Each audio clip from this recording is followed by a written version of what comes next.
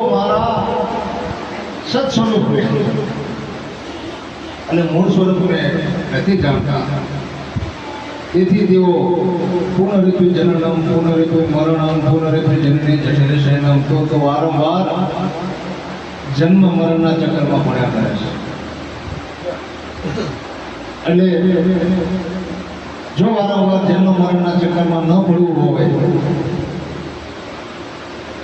આના જન્મમાં જો છુટકારો મેળવી લેવો હોય તો કઈ અવસર મહાપુરુષના શરણે જઈ અને પોતાના સ્વરૂપનું જ્ઞાન કરાવી લેવા છે.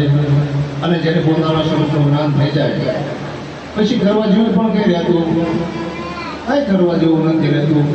જે કંઈ કરો એ ભજન થઈ જાય, જે કંઈ બોલો એ વાણી થઈ જાય. બસ બહાર ભટકવાની જે જરૂર હતી ભીતર જ. અને ભક્તિ પણ ભીતરની છે, વાતોની નથી. કારણ કે વાતો કરે કંઈ થાય હોય છે ને. સંતો મહાપુરુષો કહે છે કે જે કંઈ કોઈ કરો એ બધી ભીતર કરો. એક દ્રષ્ટાંત યાદ આવે છે ભીતરની. હવે એકવાર બધા ધરતીકંપનો આંસુ આવ્યો મહારાજ, અને બધી ભાગા ભાગી બધા કરતા. એટલે એક મહાત્મા બેઠેલા અને તમારી જો કોઈ વ્યક્તિ આવ્યો હોય કે મહાત્મા કે ચમ આવી જનાશો કે ભાગવો નહીં કે ભૂકંપ આવ્યો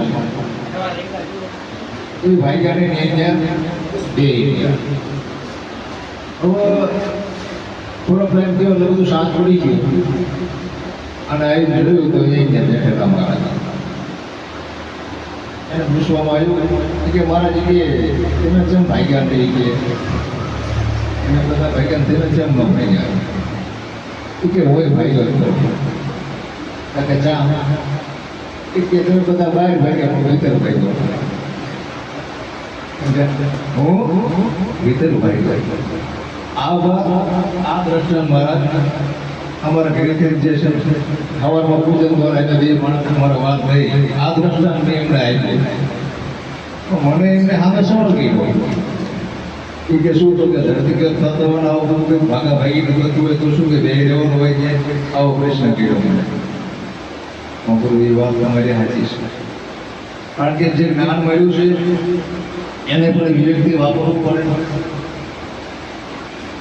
આપણને જે કંઈ જ્ઞાન મળ્યું છે એનો વિવેક ન હોય તો વીક વગેરેનું જ્ઞાન પણ આંધળું છે. એટલે પછી મારે એમને દ્રષ્ટાંત દઈને